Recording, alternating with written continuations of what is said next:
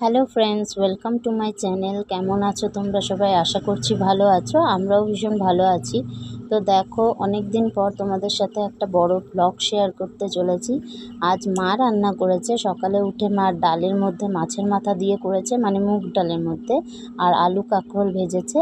আর আমি ভাত করে নিয়েছিলাম। তো স্নান সেরে আমি পুজো দিয়ে নিয়েছি, যেহেতু বৃহস্পতিবার তাই তাড়াতাড়ি কাজ সেরে পুজো দিয়ে দিয়েছি, কারণ সব ঠাকুরকেই পুজো দিতে হবে। আর আম দিয়ে দিয়েছিলাম পুজো। আর দেখো, মা ফুল পাঠিয়েছিল আর তোমাদের দাদাভাই আম নিয়ে এসেছিলো, তাই আমি সব ঠাকুরকে আম কেটে দিয়েছি। আর এখানে আমার গোপাল সোনা আছে। তো জবা ফুলটা খুব সুন্দর দেখতে না, এটা মা এনেছিল পরে। আর যেহেতু মা বিপদনাশিনীর পুজো হয়েছিল, তাই ওখানে একটা ফুল দিয়ে দিয়েছি আমি।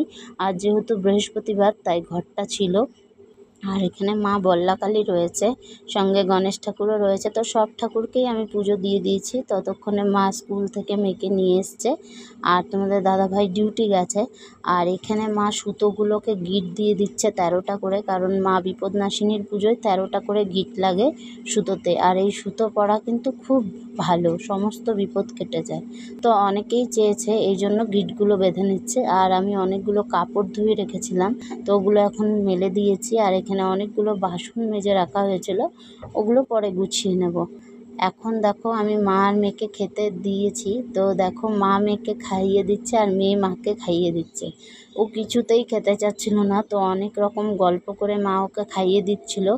আর ও একটু মাছ পছন্দ করে, তো মাছ আনা হয়েছিল ওর জন্য। এই দেখো, ও মাকে খাইয়ে দিচ্ছে আর মা মেয়েকে খাইয়ে দিচ্ছে।